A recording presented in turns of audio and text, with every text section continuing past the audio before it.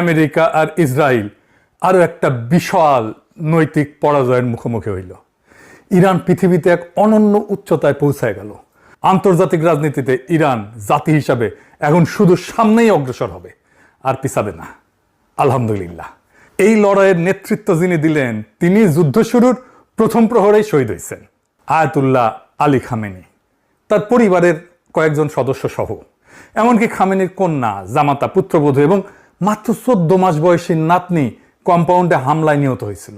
যে ইরান ধ্বংস হয়ে যাবে বলে যারা ভবিষ্যৎবাণী করছিল, যারা বলছিল ইরানকে প্রস্তর যুগে ফেরত দেবে, তাদের মুখে ছাই দিয়া আজকা তেহরান থেকে আসা সবচেয়ে হৃদয় বিদারক ছবিটা দিয়া শুরু করি।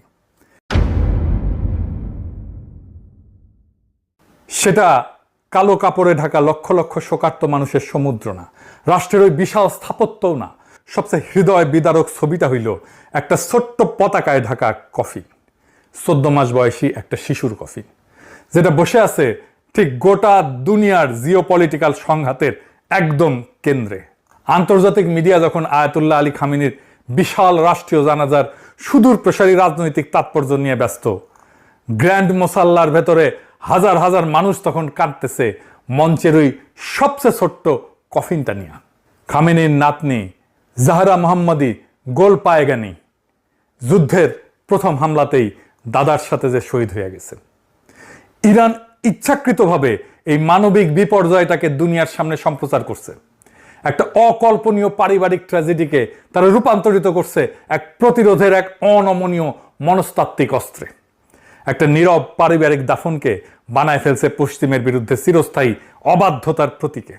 আর ঠিক এই জায়গাতেই পৃথিবীর প্রতি ইরানের আসল রাজনৈতিক বার্তাটা লুকানো আছে।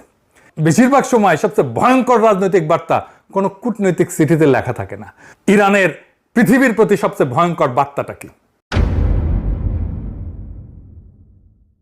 সেটা হইল ঠিক আমেরিকার স্বাধীনতার 250তম বার্ষিকীর দিনটাকেই বেছে নেওয়া হইল ওই কাছে ঘেরা কফিন দুনিয়ার সামনে মেলে ধরার জন্য।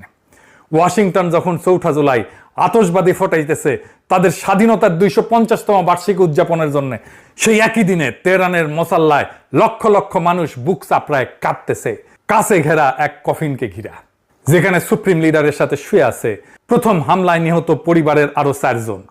ইরান আমেরিকার এই উদযাপনকে মিথ্যা প্রমাণ করে দিল কয়েকটা কফিন দিয়া। ইরান এখানে আর একটা বড় খেলা খেলছে। কি খেলা? এই অবিশ্বাস্য জনসমুদ্র, এই কান্নার ওই পারে আসল খেলাটা কি? ইরান এই 5 শহর জুড়ে বিশাল জানাজা